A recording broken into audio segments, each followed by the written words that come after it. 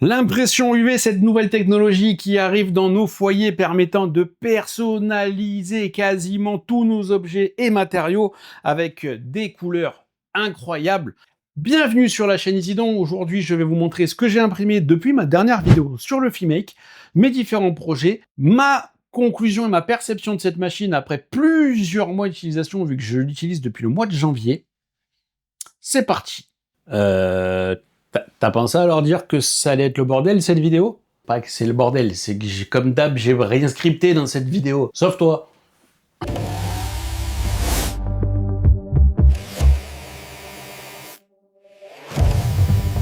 Quelques précisions concernant le tournage de cette vidéo. La première vidéo sur le FeeMake a été tournée en échange de la machine qui a été reçue gratuitement, sans aucun frais de production, donc la marque n'a pas versé de l'argent en plus de la machine. Cette deuxième vidéo a été tournée contre une promesse de consommable que j'ai reçue d'ailleurs pour faire tourner la machine, et il n'y a toujours pas de frais de production de vidéo. J'ai néanmoins envoyé la vidéo en contrôle à la marque qui m'a donné quelques ajustements que je n'ai pas modifiés directement, donc la vidéo est dans son jus. Il n'y a pas d'ajustement oral ni visuel. Par contre, tous les éclaircissements qui m'ont été donnés par la marque apparaîtront en écrit dans la vidéo. Et bien entendu, si vous voulez soutenir la chaîne, les liens dans la description sont affiliés et le QR code que vous verrez apparaître également. Bonne vidéo! J'en profite si vous regardez cette vidéo pour vous annoncer qu'il y a des promotions sur cette machine en août. Vous retrouverez ça via le QR code ou avec le lien en description selon le média que vous préférez. Donc il y a actuellement jusqu'à 400 € de remise en allant sur le site, en tapant mon code, ils m'ont mis un code compliqué, en tapant le code Isidon Création E1, vous avez 50 € de réduction supplémentaire et vous avez un pack de matériaux gratuits en plus de ça. Bref, continuons.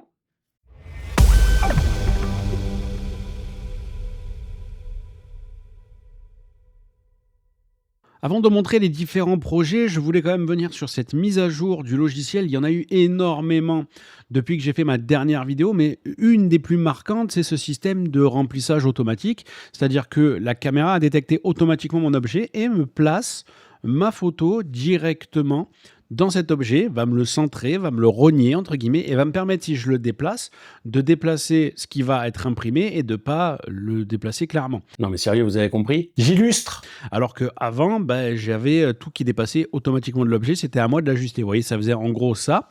Et tout simplement maintenant, si je lui dis ok, je te fais confiance au niveau des contours ou que je le place dessus, voilà ce qui se passe. Après, il va l'orienter de la façon qu'il estime la plus optimale possible. Et vous voyez que là, si je déplace mon produit, ma photo sur ma céramique, ou si je l'agrandis, dans tous les cas, ça ne dépasse pas. Et ça, c'est un gros gain de temps que vous allez voir tout le long de la vidéo.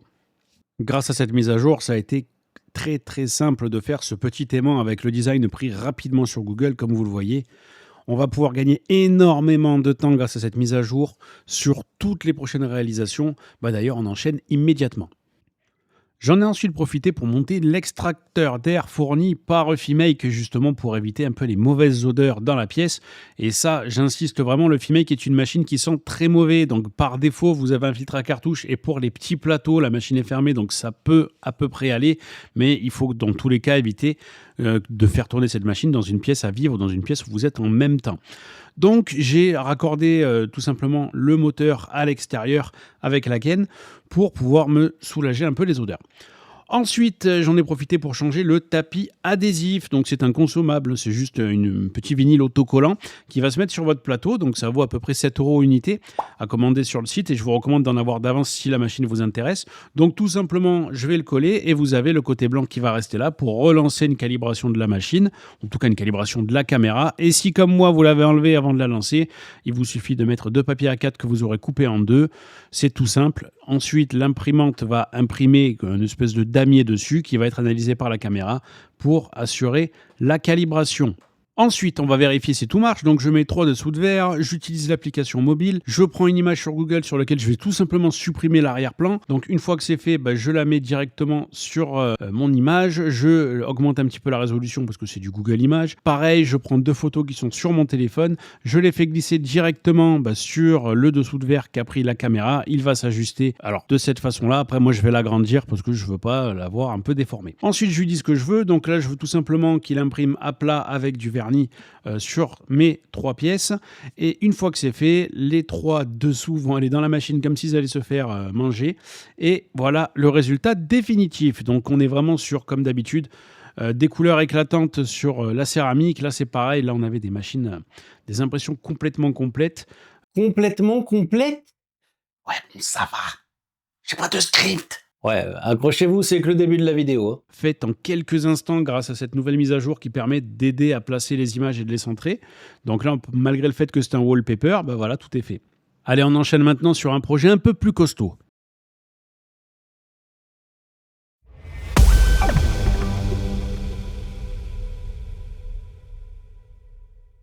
Alors on enchaîne avec une console Nintendo Switch. Donc j'avais déjà fait un petit short. Mes vannes, elles sont pas pires que les tiennes. On reprend. Fait un petit short au format vertical sur mes réseaux et sur YouTube pour expliquer le projet. Là, je vais aller un peu plus en détail. Donc, je mets tout simplement le dock de ma console sur mon tapis.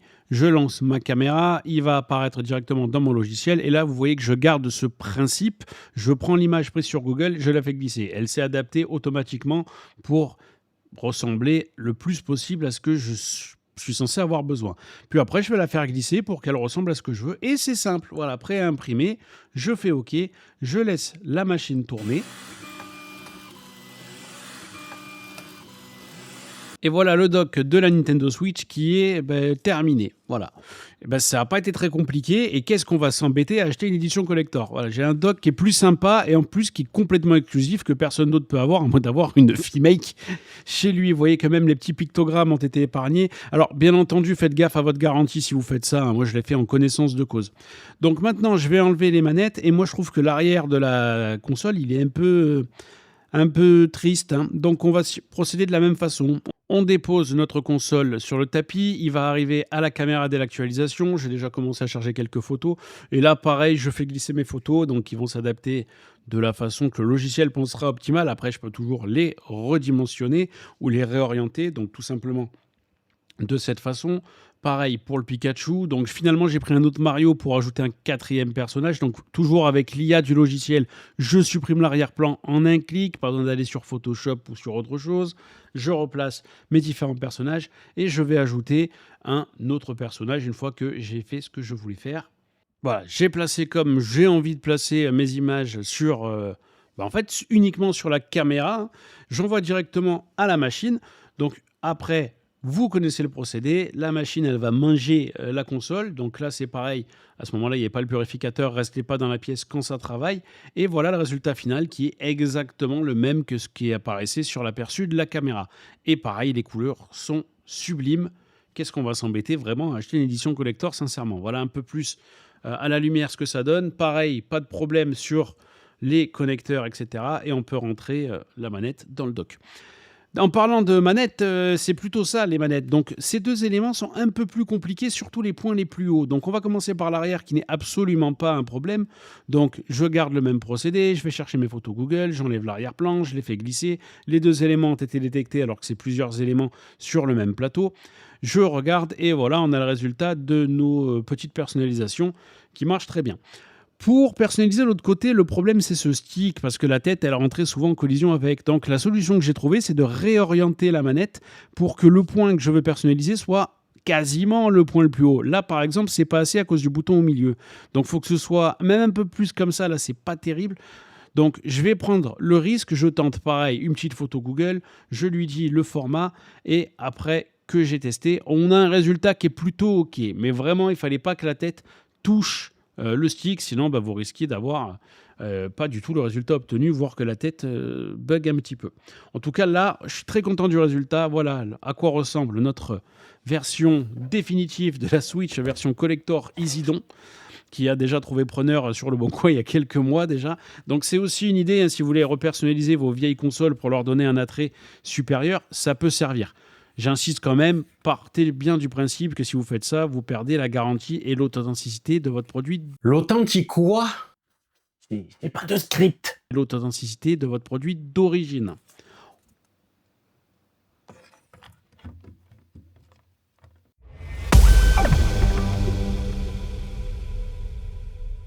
On enchaîne directement avec le PC portable. Alors, j'insiste vraiment, si vous le faites vous, si vous foirez, j'y suis pour rien quand même, hein. Donc, faites vraiment ça en connaissance de cause. Entraînez-vous avec la machine, faites ça sur un vieux PC, etc. Ou faites-le sur un PC que si vous vous foirez, bah, vous êtes foiré. Bref, j'ai pris une photo de mon téléphone. Je suis allé faire un motif et texture, donc il va faire sortir l'image avec un peu plus de relief. Et on peut jouer après sur la hauteur max, sachant que c'est le type d'impression qui consomme le plus de ressources. Comme là, par exemple, avec un épaisseur de 0,6, on est quand même à plus de 20 millilitres de blanc et presque autant de gloss. Ça fait à 30 € la cartouche. Vous êtes déjà à 4 dixièmes en gros d'une cartouche, ce qui fait un peu plus de 10 €. Attends, tu peux réexpliquer? J'ai pas compris. Voilà, si c'est important pour vous, il suffit de mettre pause. Bref, alors j'étais pas du tout serein quand j'ai fait ça, hein, donc j'insiste encore. Mais en voyant la machine sortir, bah, j'étais plus que rassuré. Alors j'ai fait quelques bourdes de préparation, mais le résultat est complètement bluffant. Et le pire, c'est que vous savez quoi? À la caméra, ça rend pas bien du tout. C'est vraiment beaucoup plus beau en vrai parce qu'à la caméra, on distingue beaucoup moins bien les reliefs. Donc, je vous rassure aussi, le PC fonctionne toujours très bien. C'est uniquement le capot qui a été personnalisé. Alors là, ça a un peu bavé. J'ai pas bien fait ma préparation. Tout simplement, j'ai fait un petit peu trop confiance à la préparation des contours de la caméra, du logiciel. Mais globalement, je suis très très content du résultat. J'enchaîne ensuite avec mon mini PC Geekom que j'utilise régulièrement dans mes affaires pro, vu que c'est mon PC de bureau. Et tout simplement, je mets un petit peu mon logo que je vais faire dépasser volontairement, toujours avec l'application mobile, donc tout simplement, hein. Puis après, on va mettre l'ordinateur dans la machine, la laisser faire son boulot. Et voilà le résultat. Et je suis très, très, très content. Là aussi, avec un peu de relief, c'est de la balle. J'enchaîne ensuite avec l'alimentation de LeFiMake parce qu'il m'est arrivé de la confondre, d'avoir la machine qui déconnait parce que j'avais pas branché la bonne. Donc, voilà, donc je vais la personnaliser avec ça, bien que j'ai une étiqueteuse que j'aurais pas dû faire. Donc là, c'est une opération peu coûteuse, comme vous voyez, il se passe pas grand-chose en termes de consommables. Et voilà le résultat. Eh ben, c'est pas mal. Allez, ça suffira pour ce que j'avais envie d'en faire. Je ne sais pas si vous l'avez remarqué, mais depuis quelques vidéos, j'ai mon micro qui est un peu particulier. Ben, je l'ai personnalisé avec le LeFiMake, hein. Donc j'ai tout simplement mis mon émetteur DJI dessus. Avec l'application mobile, j'ai fait glisser mon logo sur le motif. J'en ai fait deux, donc un que j'ai fait en plat et un que j'ai fait en un peu plus texturé. Donc là, par exemple, c'est celui qui est un peu plus texturé, donc on a de l'épaisseur dessus. C'est celui que j'utilise d'ailleurs, celui qu'on voit d'après moi un peu le mieux à la caméra. Et ensuite, j'ai testé pareil de la même façon, donc là avec le mini plateau, j'ai testé le motif en plat. Et donc, vous allez me dire en commentaire lequel vous préférez des deux. C'est vrai que là, comme ça, à la caméra, le plat me semble en fait rendre un petit peu mieux. Mais quand on le porte, le relief, donc celui de gauche, se remarque un petit peu mieux. Alors, à noter, je précise, quand vous avez envie de personnaliser un objet, surtout en relief, vérifiez bien son usage. Par exemple, là, pour le charger, pas de problème pour celui qui est à gauche, celui qui est à droite qui est en relief. Lui, par contre, il faut beaucoup plus forcer. Je ne suis pas passé loin de perdre l'usage de mon micro.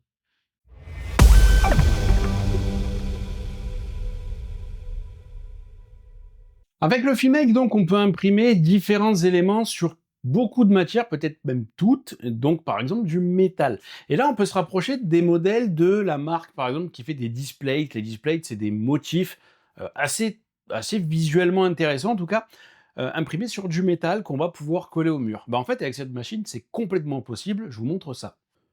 Alors, vous avez compris le principe. L'étape 1, ça va être de placer une grosse plaque métallique directement dans la machine. Puis, le travail commence et là, je suis tombé en panne de vernis. Complètement. La cartouche d'encre G est vide. Veuillez la remplacer pour continuer à imprimer. D'accord. J'ai plus de cartouche d'encre G. Comment je fais du coup?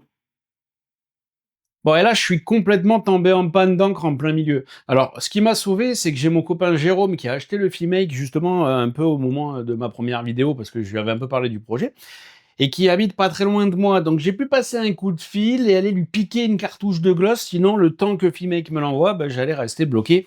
Peut-être, cela dit, j'ai reçu très très vite après les avoir contactés. C'est-à-dire que j'ai dû les recevoir 4 ou 5 jours après. Il y a eu le week-end entre-temps, etc. Mais ça m'aurait évité d'avoir la machine qui est sur un projet en cours pendant 4-5 jours. Pendant 4-5 jours, elle est en pause. La maintenance est en pause. Les têtes peuvent se boucher. Ça peut créer plein de problèmes à ce niveau-là. J'en parlerai un petit peu plus en conclusion, mais moi, je trouve que c'est un peu l'une des faiblesses de cette machine. Mais grâce à Jérôme, j'ai pu continuer mon projet dans la même journée et ça m'a bien rassuré. Ah putain, eh ben, merci Jérôme, me sauve la vie. Ça, c'est Jérôme. Hop. On va pouvoir finir le projet.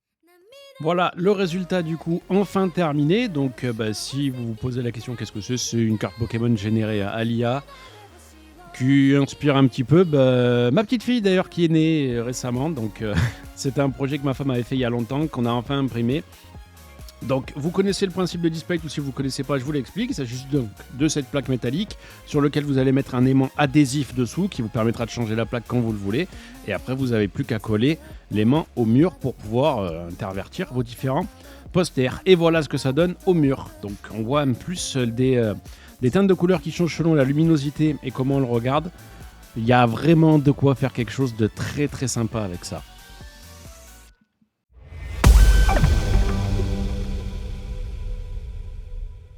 J'ai ensuite fait pas mal de projets avec ce module rotatif qui permet, comme le nom l'indique, de personnaliser des éléments circulaires, des tasses, des verres. Je vous montre ça. J'en profite pour vous montrer comment se change le module. Donc vous avez un levier à appuyer, puis ensuite vous récupérez votre module, vous mettez le nouveau et vous le verrouillez. Voilà, c'est tout simple. Pour ce module rotatif, premier projet test, on a pris directement 2 designs qui étaient directement sur la bibliothèque Eufimake. Et puis on a lancé ça, sachant qu'on a tout mis en calibration automatique, on n'a pas besoin de renseigner les dimensions de l'objet, il s'est débrouillé là-dessus. Une fois que c'est fait, on va voir notre tête d'impression tourner sur notre objet. Ouais, en fait, c'est l'objet qui tourne, c'est pas la tête, hein. Ouais, bon, ça va. J'ai pas de script. Donc là, cette espèce de tasse thermos, donc le module rotatif qui va tourner très gentiment. Et après que le design soit prêt, vous voyez là directement à quoi ressemble notre thermos. Et on est encore une fois bluffé du résultat. Ça, pas de mauvaise surprise, ça passe très bien et c'est toujours très très facile. Vous voyez d'ailleurs que vous avez quelques outils pour vous aider à stabiliser les objets les plus compliqués, comme là par exemple pour tenir ce tumbler thermos. Là par exemple on a fait un autre projet directement, un logo Hyrule Warrior. Donc c'est un design plein par rapport à l'autre, où c'était un design avec un fond vide et vous voyez qu'il y a une petite ligne pour montrer à l'endroit où c'est arrêté. Mais au niveau du rendu des couleurs et de l'image, on est aussi sur quelque chose de complètement incroyable. Moi je trouve ça fascinant. Il va falloir que j'achète beaucoup plus de thermos. Oui, vous voyez un peu plus la ligne. Mais en tout cas, c'est incroyable. Même le métal a été peint. On enchaîne avec une tasse qu'il y a d'ailleurs une poignée. Donc là, ça n'a pas du tout été un problème. Outre que je me suis raté sur la préparation de mon logo, c'est-à-dire qu'il a été un peu coupé par le dessus. Mais le résultat sur la tasse avec un peu de relief, là volontairement, qui rend un peu mieux, est vraiment très bien. Je suis trop con, ça pouvait pas marcher. Bon, dans le cul, Lulu, chapeau pointu. J'ai posé un verre, notez que le module rotatif va aligner automatiquement l'objet. Le machin, il s'est réglé tout seul pour ajuster la hauteur quand même. Pour que le verre soit le plus droit possible, il arrive à compenser ça. Je sais pas comment, mais ce machin, c'est un génie. Voilà, donc ensuite j'ai pris un texte directement sur la bibliothèque Eufimake que je suis allé modifier. Donc j'ai pris ce thème, alors je sais pas quelle police, je sais pas quoi, et j'ai fait une petite vanne. T'as pas l'impression que t'es un peu un gros beauf sur cette vidéo, hein? Pas plus que d'habitude. En tout cas, tu le montres plus facilement que d'habitude. Et ça s'est très bien déroulé. J'avais peur un peu que sur le verre transparent ce soit différent. Non, pas de souci. On a réussi à faire, notre design sur le verre. Et je ne veux pas vous mentir que je suis assez content de ma connerie.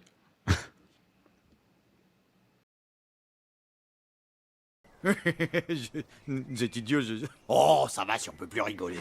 Voilà, j'interromps cette vidéo pour vous rappeler qu'il y a actuellement au mois d'août une remise qui peut aller jusqu'à 400 €, qu'avec mon code promotion qui s'affiche là, vous pouvez avoir 50 € de remise supplémentaire et en plus un pack de matériaux d'une valeur de près de 70 € offert minimum.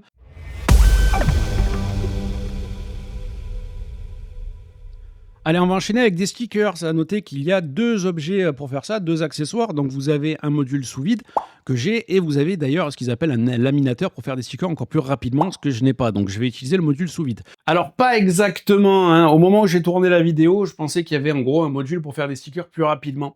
Ce système de rouleau film dans lequel on va mettre un gros rouleau, c'est pas complètement faux, ça permet de faire des stickers pour bagnole par exemple. En fait, le système que vous voyez ici, que je n'ai pas reçu en test, et cela dit, si je le reçois en test, je sais pas trop ce que je vais en foutre, parce que c'est vraiment pour faire des motifs extrêmement grands. Donc personnalisation de voitures, ça peut être pour faire des choses murales, c'est pas vraiment pour faire des petits stickers. En tout cas, c'est complètement overkill.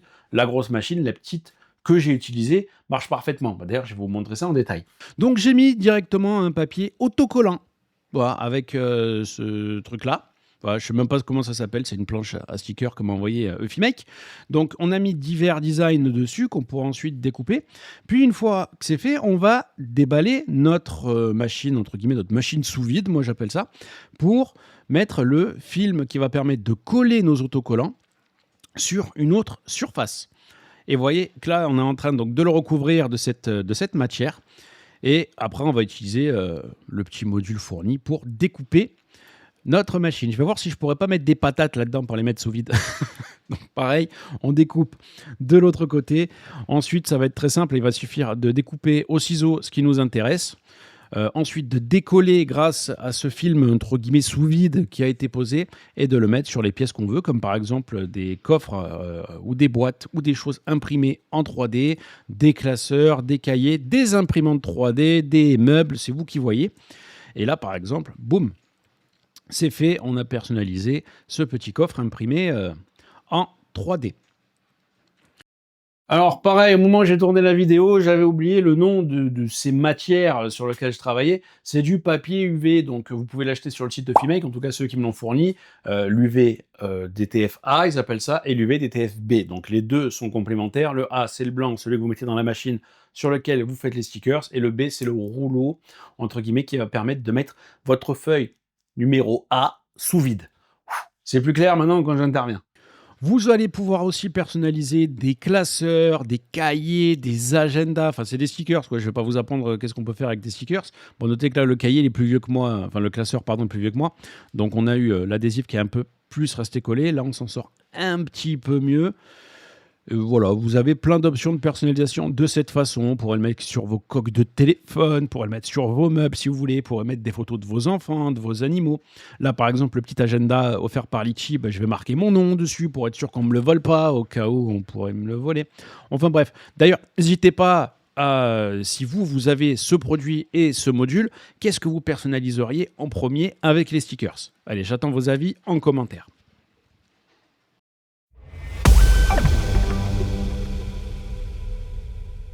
Alors, bien que ce ne soit absolument pas recommandé par la marque, j'ai voulu personnaliser du tissu, comme là par exemple avec un logo Hermès, qui c'est pas c'est pas incroyable, mais surtout lié au fait que le pantalon bouge beaucoup parce que je l'ai pas scotché, j'aurais peut-être dû le scotcher. On essaie avec une photo et là vous voyez que ça a fait une matière un peu, c'est pas très sympa sur le pantalon. Donc, ce qui va se passer, c'est que... il y a tout qui s'effrite. Donc, ce qui va se passer, c'est que je vais tester l'encre blanche flexible de Eufimake, qui, elle aussi, n'est pas forcément fait pour ce type de tissu. Mais j'avais envie de voir si ça allait changer quelque chose. Donc là, directement, je change ma cartouche d'encre blanche classique par de l'encre blanche flexible. Et là, vous voyez directement, vous ne pouvez pas vous planter, ça s'écrit dessus. Donc après avoir relancé un amorçage et une injection d'encre, je refais le même projet sur l'autre manche. Là, le résultat, il est beaucoup mieux. Alors effectivement, on n'est pas sur quelque chose d'incroyable, mais par rapport à l'autre, on est sur quelque chose de beaucoup plus acceptable. Et là, pareil, si je prends un logo de Giorgio Armani en relief, on est avec ce résultat-là. Alors les traces blanches, c'est parce que ça a bougé. Là aussi, j'aurais dû le scotcher la manche. Mais après tout, ça marche pas trop mal. Donc, vous voyez un petit peu avec l'encre classique ce que ça fait. Donc, c'est presque inexploitable et c'est dégueulasse. Avec l'encre flexible, on a quelque chose qui est quand même beaucoup plus acceptable sur le tissu, bien que ce ne soit pas recommandé. Je vais enchaîner sur mon portefeuille. Et là aussi, c'est casse-gueule à cause de le fait qu'il soit pas plat. Alors, concernant l'encre flexible, j'ai voulu tourner en conditions réelles, au moins au niveau de la voix, et j'ai sous-estimé toutes mes machines qui tournent autour pendant que je parlais. Donc le son à 2-3 endroits est un peu minable, donc j'ai voulu le laisser parce que c'est vraiment mes commentaires en temps réel, donc vous avez un peu mon intonation habituel quand je vois des choses un petit peu surprenantes, décevantes, intéressantes. La voix est un peu crapuleuse à certains moments, voilà, je m'excuse pour ça. Ouais, alors le problème là, ça va pas être parfait, c'est sûr et certain, hein. Ouais, bah comme je le pensais, ça s'est pas passé du tout comme je le vous souhaitais. Ça s'est pas du tout passé comme prévu. Merde, fait chier cette histoire. Comment je peux tricher là? Un coup de fer à repasser? On va faire autrement.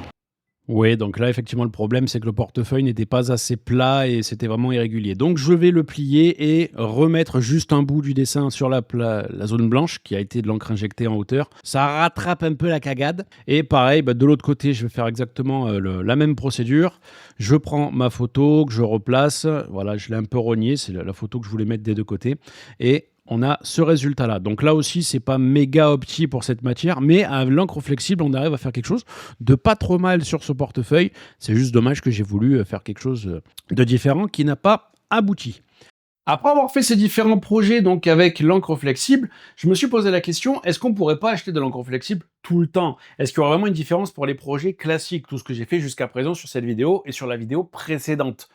Donc j'ai continué d'imprimer pas mal de modèles et pour ça je suis allé principalement sur la bibliothèque Filmake. Je suis allé prendre des projets. Ce que je peux faire, je peux prendre un projet qui est déjà personnalisé, faire un copier-coller, en mettre 10 différents sur un projet à moi et m'en servir. Je vous commente tout ça et je vous commente une grosse partie en temps réel avec le son un peu crapuleux de ma découverte un peu de mon utilisation de la bibliothèque Filmake. Et quoi? Si je tape Star Wars, allez, tu me proposes quoi? La Star Card, c'est pas Star Wars, c'est pas ça. Ça pourrait être sympa. Bon, il n'y a pas beaucoup de Wars, il y a beaucoup de Stars, hein. Et juste en design, après je me débrouille. Moi. Et qu'est-ce qui comprend pas dans Star Wars? Dark Vador, Lightbox. Il est pas beau, lui. Coque de téléphone. On va prendre ça, tiens. Ils sont fous. Voilà, donc je reprends directement le logo et là je fais avec l'encre blanche flexible un aimant RAS. On notera un truc intéressant sur la dernière mise à jour. On a l'historique de l'encre consommée. Ça fait que je vois que les 9 dernières impressions, j'ai consommé tout ça. C'est plutôt pas mal pour un peu anticiper le moment où on va devoir recommander de l'encre. On voit que j'ai bouffé beaucoup de vernis. Toujours dans la bibliothèque, il y a pas mal de choses. Donjons et Dragons coin, T-Rex Dinosaure coin. Qu'est-ce qu'on a? Le T-Rex Fossil Coaster. On va essayer. Donc là, je me fie juste au profil qui a déjà été fait par celui qui a mis le projet. On voit qu'on est en texture personnalisée. Mode encre. Oula, ça a coûté cher cette histoire. Ok, go. Alors, testons. Ouais, c'est quand même pas mal de blanc, mais à part ça, ça va le faire. Allez, c'est parti. Bon, comme d'hab, le résultat est méga bluffant, que ce soit avec l'encre flexible ou rigide. Je pense que là, vous aurez de toute façon le même résultat. Mais je me suis rendu compte que c'était un peu particulier avec l'encre flexible. Attends, l'encre flexible, par contre, le truc, il est mou. Ça a un effet plutôt sympa, en vrai. Alors, pour un dessous de verre, c'est peut-être pas opti, mais vous voyez ça, par exemple? Ça fait que les éléments sont encore malléables. Oh, c'est plutôt intéressant comme concept. Faut juste bien réfléchir à ce qu'on en fait. Hein. Je dirais que là, ça ressemble plus à un coussin qu'à un truc dur. Allez, continuons avec cette encre flexible sur des pièces que je vais imprimer en 3D avec la Flashforge Creator 5.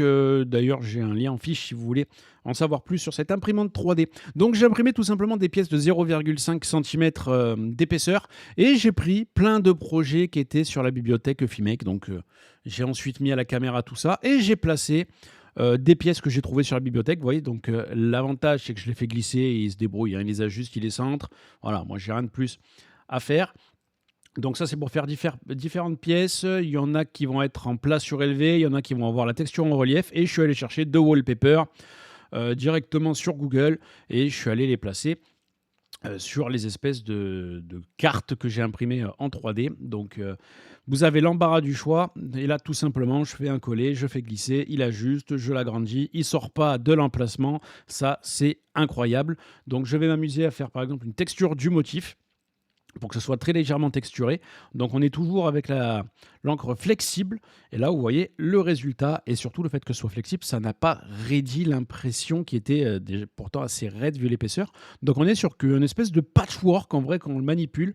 C'est complètement mou. Ouais, c'est bizarre. Les pièces, elles, par contre, alors, dès qu'il y a eu un plat surélevé, c'est plutôt pas mal. C'est assez rigide sans être complètement dur. On n'est pas au niveau d'un jeton de caddie. On est vraiment au niveau d'une pièce un peu mollassonne, hein. On sent que c'est une technologie un peu différente. Mais le résultat en lui-même est fou. Je suis pas sûr que faire ça avec l'encre flexible, ce soit le meilleur résultat en termes de rigidité des pièces, de dureté des pièces. Tout dépend bien entendu ce que vous voulez en faire. Si vous voulez des pièces pour faire vos jeux de rôle, pour jouer au poker, pour imprimer, peu importe. D'ailleurs, peut-être à tester si on ne peut pas faire des jetons de caddie avec les designs que vous voulez. Il y a peut-être moyen de faire 2-3 bricoles. Mais le résultat, lui, est fou. Mais ce n'est pas forcément par rapport à l'encre flexible. Allez, je vais personnaliser l'arrière de mes patchwork. Donc, on va rester sur le même thème, hein. Je vais prendre directement 2 photos. Je les fais glisser dans l'emplacement. Vous connaissez le principe. Là, je vais le mettre en plat surélevé. Je fais pareil pour celui d'à côté, un collé, je fais glisser et pas de souci. Et ensuite, je vois que ça va consommer quand même pas mal d'encre à cause du plat surélevé, hein. Donc ça veut dire que je vais avoir un peu plus d'épaisseur vu que j'avais imprimé une pièce de 0,5 mm. Et malgré cette épaisseur, on reste sur quelque chose de très flexible. Vous voyez d'ailleurs, la qualité et la photo, elle est folle sur une impression 3D de 0,5 mm qui a consommé quasiment rien de filament. Et vous voyez que la pièce, vous pouvez presque la tordre, vous pouvez la plier. Alors, je ne la plierai pas de façon un peu abusée, on va dire. Mais vous pouvez jouer avec. Si ça tombe, c'est pas grave. Si vous voulez en faire un éventail, c'est pas grave. Ça se déforme pas. L'image reste nickel. Donc, c'est vraiment un projet intéressant. Mais là aussi, je suis pas sûr que l'encre flexible soit le meilleur usage pour ça. Mais ça marche. Tout dépend, bien entendu, de ce que vous voulez faire de ces réalisations. Et d'ailleurs, je vais en profiter pour nettoyer un petit peu mon plateau à la spatule parce que j'en ai mis de partout. Voilà, à noter que le plateau est de toute façon inconsommable, mais vous pouvez un petit peu le nettoyer de temps en temps. Alors, pour conclure, avant de parler de la machine en elle-même, je vous parle un petit peu de ce truc de surface collante, donc ces plateaux, comme par exemple celui-là, vous voyez, alors tout ce qui arrive sur le côté, c'est presque quasi obligatoire, hein, c'est pour vous assurer que la pièce soit bien imprimée. Le Fimake dit que c'est pensé pour, c'est pour ça que c'est inconsommable. Vous pouvez, avec des spatules, vous amuser à frotter, décrasser, enlever. Mais le problème, c'est que ça reste à la base une surface légèrement adhésive pour aider vos pièces à tenir. Une fois que vous avez enlevé la surface, l'endroit où vous aurez enlevé la surface sera plus adhésif, donc l'usure du matériel va continuer. Mais c'est vrai que, par exemple, quand on a fait des stickers, on avait pris une planche qui était un peu usée, où on n'avait pas frotté, et le sticker n'était pas bien plat à cause de nos anciennes impressions. Donc frotter, ça peut être intéressant pour ça, mais ça ne va pas forcément faire gagner énormément de durée de vie à votre consommable. C'est pour ça que je dis, pour les grands plateaux, on est à peu près à 7 € unité. Vous avez de quoi vous en servir, par exemple, si c'est comme moi, sur 2 cartouches de blanc, 2 cartouches de vernis et 3 cartouches de couleur. Tout dépend bien entendu de ce que vous imprimez. Je voulais un peu intervenir sur cet élément-là. Je voudrais aussi parler de l'encre flexible, donc qui n'était pas encore connue par moi, en tout cas lors de ma première vidéo, qui permet également, comme vous l'avez vu, d'imprimer sur des matériaux flexibles. Ça permet surtout de faire ça. Vous allez perdre en rigueur sur votre pièce si vous voulez faire une pièce rigide. Et la majorité des pièces que je veux faire sont rigides, principalement me concernant. Après, si vous faites de l'épaisseur, ça va le mettre un peu mou. Si vous le faites en plat, même pas surélevé, hein, si vous faites une impression claire, ça ne changera pas grand-chose. Là où effectivement je rouspète un petit peu, c'est que j'aurais pas trouvé ça ridicule d'avoir un compartiment pour l'encre blanche et pour l'encre flexible, parce qu'en fait on joue avec 2 cartouches, on en garde une ouverte, si l'autre elle est pas vide, est-ce qu'elle risque pas de sécher si on la retire de la machine? Il y a un peu cette contrainte là. Donc moi dans mon cas, quand j'ai fait le test de l'encre flexible, en plus de vouloir faire la vidéo, j'ai bouffé la cartouche d'encre pour être sûr que je puisse remettre mon autre cartouche dedans pour pas avoir de l'encre perdue, parce que là on va intervenir directement sur le côté négatif de cette Fimake. Malgré énormément de côtés positifs, j'adore cette machine, mais la gestion de l'encre me déplaît. C'est-à-dire, déjà, ça coûte cher. On est sur une encre propriétaire, je dis pas qu'on peut pas la contourner, j'en sais rien, mais on est sur une encre qu'il faut acheter directement par la marque. Ils ont un petit peu baissé leurs tarifs, principalement parce qu'il y a une petite concurrence qui arrive, pour essayer d'être le plus abordable possible. Mais on reste à une cartouche d'encre qui va tourner autour de 30 € les 100 millilitres. Si vous faites que de l'impression sans aucun relief, vous avez de quoi faire un millier de projets sans aucun problème, bien entendu, selon la taille de ce que vous allez faire. Les stickers, les dessous de verre, vous allez en faire un wagon. Tout ce qui est format A4, à partir du moment où vous voulez jouer sur du relief, vous pouvez bouffer facilement un tiers de blanc, un tiers de vernis. Si vous ne mettez pas de relief, vous allez là aussi vous en sortir. Depuis le mois de janvier, je commence à arriver à la fin de mes cartouches d'encre classiques, le bleu, le jaune, le rouge, le noir, parce que ça en consomme très très peu tous les projets. Ce qui consomme le plus, c'est le blanc quand on met du relief, parce qu'on va imprimer les couches de façon verticale, donc là ça commence à peser, et en plus le vernis qui va faire durcir davantage les couches. Paraît-il qu'on peut le désactiver. De mon côté, je ne l'ai pas désactivé. Donc ça, c'est ce qui part le plus vite possible, hein. J'ai demandé à Eufimake de m'en envoyer, et je crois que je leur ai demandé en tout, depuis le mois de janvier, au moins 5 cartouches de blanc, 5 cartouches de vernis, et j'ai dû en bouffer 3 de blanc, 3 de vernis, mais je suis à peine à la fin de la cartouche rouge, bleu, jaune. Autre élément qui me va pas, c'est que j'ai jamais fait attention à ça, mais on a des dates de péremption sur nos cartouches. Donc si vous utilisez peu votre machine, au bout de 6 mois, la machine va décider que vous ne pouvez plus imprimer avec une cartouche périmée. Qui décide ça? Est-ce qu'on pourrait pas le forcer? Est-ce que c'est sûr que ça va abîmer la machine? On se retrouve vraiment dans le schéma des imprimantes laser ou des imprimantes à encre classiques qui vont vous dire « Oh ben non, votre cartouche d'encre, il faut la changer », alors qu'on n'arrive pas à s'assurer que ce soit vraiment nécessaire. J'ai un peu cette crainte-là. Est-ce qu'on ne nous forcerait pas un petit peu à consommer de la cartouche?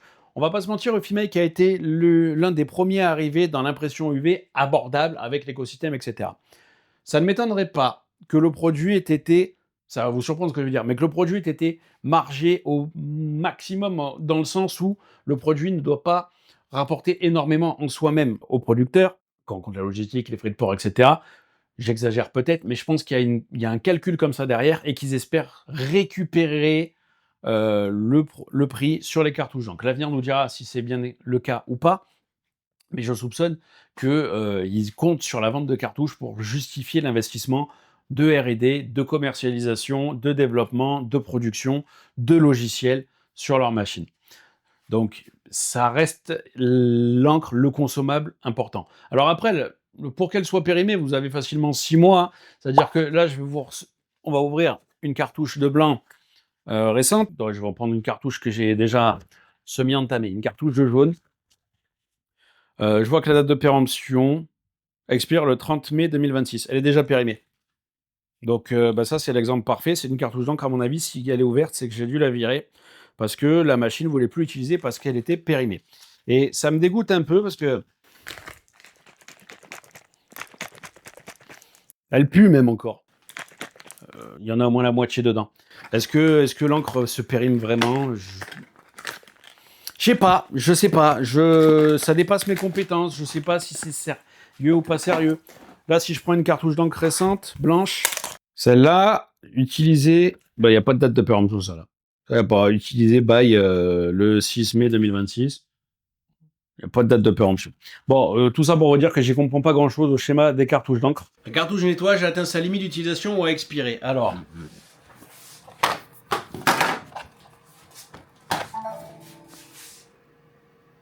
expiration.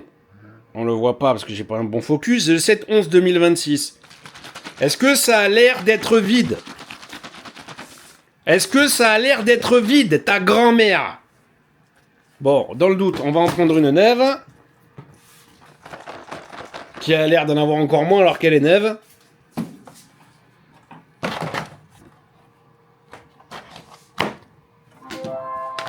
Et si ça marche pas, je pète un plomb. Il y a aussi un autre problème sur cette consommation des cartouches d'encre, c'est que quand vous allez être à 10% d'utilisation, la machine ou le logiciel va vous dire il vous reste que 10% de cartouches d'encre, n'envoyez pas l'impression. Bon, à partir du moment-là, vous le savez, mais il ne vous dira pas si vous êtes en capacité d'imprimer avec ces moins de 10%. Donc après, c'est logique, ça fait 100 millilitres, 10%. Si votre projet est marqué qui fait moins de 10 millilitres, ça se tente. Voilà. Perso, moi je les tente. Moi, il me dit moins de 10%, j'attends qu'il me dise elle est vide, et quand il me dit qu'elle est vide, là je change. Mais le cas par exemple du gloss, je savais que mon modèle allait consommer énormément. Mais il m'a pas dit, fais gaffe, ça prend 31 millilitres, t'en as plus que 15, t'en as plus que 20, ou t'en as plus que 10, je sais pas combien il m'en restait à ce moment-là. J'avais pas 10, sinon à 10, j'ai l'alerte. Mais j'avais pas 30 et il m'en manquait. Et j'aurais aimé qu'ils me disent, t'auras pas assez d'encre pour terminer, assure-toi d'avoir l'encre qui manque. Voilà, ça c'est aussi une faiblesse. Donc pour moi, tout ce qui est la seule faiblesse à mon usage, j'ai pas testé les concurrents qui arrivent. Je vais parler un petit peu rapidement des concurrents, mais je vous donne un avis très, très éloigné, ne les ayant pas testés. Tout ce qui tourne autour de la cartouche d'encre, c'est une faiblesse de cette machine. Voilà, c'est quelque chose qu'il faut être amélioré. Le calcul de la machine, alors maintenant il y a un peu mieux, ça progresse vraiment avec les mises à jour. Je vois vraiment des mises à jour arriver très pertinentes, comme cette historique qui vous montre un peu ce que vous avez consommé sur les derniers projets, comme ça. Justement, vous pouvez utiliser ça pour dire, ah bah voilà, par exemple, j'ai bouffé 50 millilitres de vernis. Je sais qu'il faut que je fasse gaffe à pas tomber en panne, ou alors je vais essayer de les bouffer à 98%, et après j'éteins ma machine, parce que la machine, de toute façon, va tourner en permanence pour hydrater les pièces. Si je veux la foutre en maintenance totale, donc l'éteindre, moi j'appelle ça la maintenance totale, ben, le mieux c'est qu'il n'y ait pas d'encre dedans. Voilà, de la remettre un petit peu à neuf, sinon vous risquez de perdre votre cartouche. Et de toute façon, si votre cartouche, vous ne le terminez pas, selon quand vous allez vous en servir, elle risque de périmer. Voilà, donc j'ai commencé par un gros point négatif parce que c'est le seul truc qui me gave en fait sur cette machine. Tout le reste, je la trouve exceptionnelle. Je trouve tout ce qu'elle me fait exceptionnel. Et encore, franchement, quand je les vois en caméra, quand je les vois sur le montage vidéo, quand je les vois ici, on est à des années-lumière. Vous voyez, le micro personnalisé, j'en ai fait un wagon. Là, j'ai les pièces que j'ai fait, par exemple. Voilà. Donc, non, moi je trouve que c'est très très bien, c'est une très bonne proposition et c'est les premiers à être arrivés là. Donc maintenant, il y a 3 autres machines qui sont en précommande. Il y a 3 concurrents qui m'arrivent en tête, mais ils sont en précommande. Voilà, certains même sont en Kickstarter. J'ai fait une vidéo sur le Kickstarter et j'ai dit la même chose sur la vidéo 1 de Filmake au niveau du Kickstarter. Quand ils étaient en Kickstarter, je n'avais pas confiance. Je me suis planté, je peux me planter sur les autres, mais j'ai pas confiance à partir du moment où le projet est un Kickstarter. Un financement participatif sur lequel vous allez mettre des pépettes, que vous risquez de recevoir un produit sans garantie d'avoir un SAV derrière, que vous risquez de ne pas recevoir un produit, que vous risquez de recevoir un produit différent de ce que vous attendez, que vous risquez de recevoir un produit 6 mois après l'avoir payé. Il y a toutes ces analyses-là. Donc pour l'instant, les concurrents qui arrivent n'existent pas. Les concurrents vont arriver, oui, mais ils n'existent pas. D'ici là, on ne sait pas ce que Filmake va faire en mise à jour. On ne sait pas si eux non plus ne vont pas nous sortir une V2. Mais en tout cas, on n'est pas à l'abri. J'ai déjà soutenu des Kickstarter par le passé, c'est pour ça que je vous dis de se méfier et de recevoir la machine 1 an, voire j'ai des modèles qui arrivent 2 ans après l'arrivée du Kickstarter. Ça dépend l'offre et la demande, ça dépend le nombre de personnes qui subventionnent, ça dépend le détroit d'Ormuz qui va se retrouver bloqué, il y a plein de choses comme ça. Donc je vais pas parler des concurrents pour le moment parce que les concurrents sont en précommande et j'ai 2 ou 3 machines, pas dans la catégorie de l'impression UV, mais 2 ou 3 machines que j'ai reçues parce qu'on m'a vendu du rêve et qui vont être annoncées en Kickstarter prochainement. J'ai dit aux marques que je ne leur ferai pas leurs vidéos parce que les machines sont catastrophiques. Maintenant, il y a des youtubeurs qui vont recevoir des bons exemplaires. Je ne vais pas revenir sur les Kickstarter, j'en ai une derrière que j'ai acheté en Kickstarter, où moi j'étais d'ailleurs très content et que 50% des acheteurs n'en sont pas contents. Donc c'est juste ce point-là pour dire que je ne parlerai pas des concurrents. 1, parce que je ne les ai pas testés. 2, parce que sur le papier, ils ne sont pas disponibles à la vente immédiate. Voilà. J'ai déjà fait une vidéo sur le projet de la Omni One, d'Xtool. Je suis désolé, je n'ai toujours pas vu la couleur. Je ne sais pas où on en est. Quand elle viendra, j'en parlerai. Pour l'instant, je ne l'ai pas reçue. Je ne sais pas où elle est. Voilà, donc que penser de LeFiMake? Alors moi, je trouve que c'est énorme. Voilà, c'est énorme, cette technologie.